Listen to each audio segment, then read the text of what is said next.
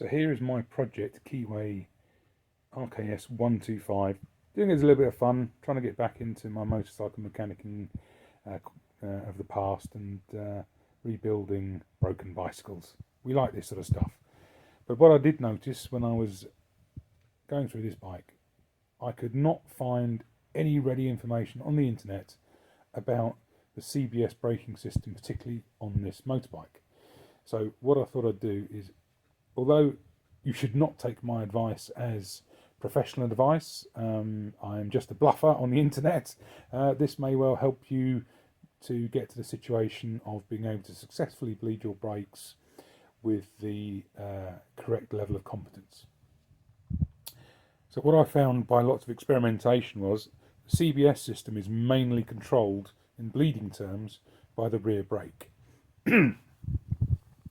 So as you look at the side of the bike here, here is the rear brake cylinder, for the brake fluid cylinder, which feeds down here towards the pedal.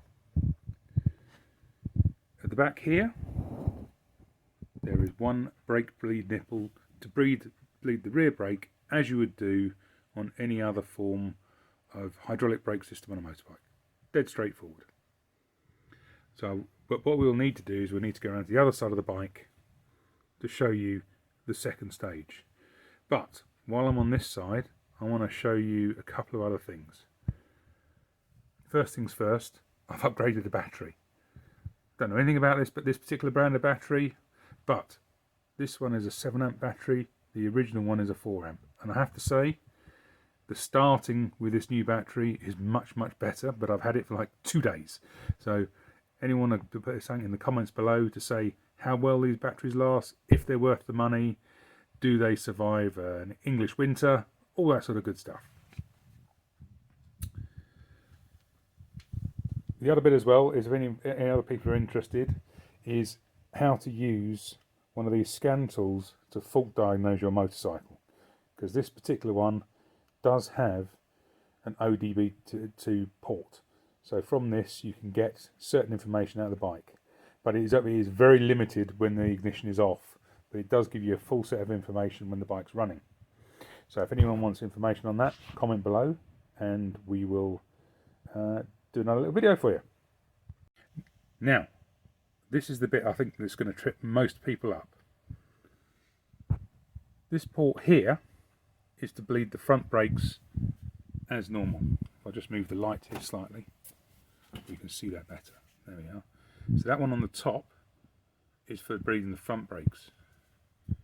This one here in the middle of the caliper is for the CBS system. Now if you undo this and start pumping away, all the liquid will just drain out of it and you end up with a soft rear brake pedal. And it takes a bit of hunting to find where this goes to when the panels are on, but if we go along here and we look under here, if you can see just under there, there is another cylinder there that holds the fluid, the brake fluid reservoir for the CBS system that attaches to the front brake. So to bleed this system here, ideally you release the fuel tank to get access to this top here and to fill it up, and then use your usual bleeding process to bleed it from this nipple here. So now I've moved to the left hand side of the motorcycle. Now this is below a panel that is normally here. You can see the two rubbers here that go on here that cover this section up, so this normally isn't visible. So what we have here, if we go just so you can orientate yourself, we see this hose here. This goes up to the reservoir that's just up here that I showed you on the other side of the bike. I don't know if you can, there it is. You can see it now in the middle of the picture. And if you follow that back down again, this reservoir goes down to here, and then that goes off. That hose there goes off to the front brake to actuate the CBS system on the front brake. Well, that's the way I worked out. It could be the other way around. I don't know. Not ridden the bike yet. I need to ride the bike to find out. So this bleed nipple here, actually, and I'll just probably be wise if I just take off this side panel here. Let's get that off there.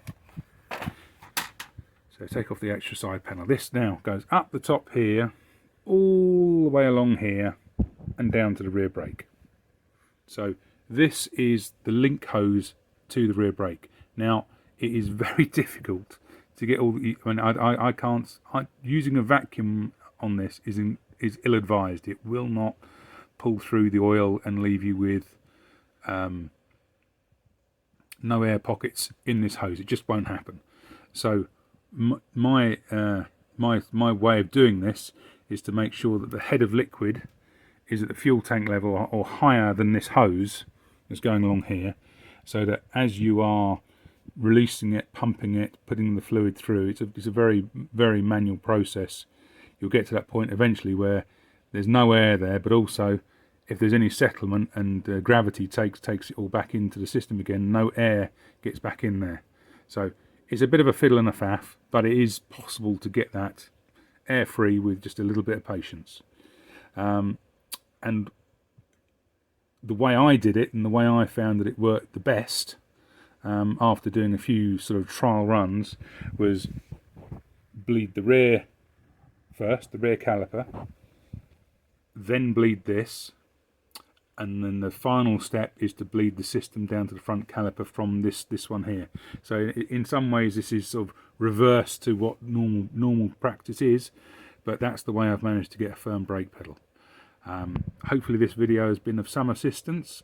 If I'm talking complete garbage, please say so below, but be respectful, be polite, and I'm looking forward to reading your comments on this video. Thank you. Bye for now.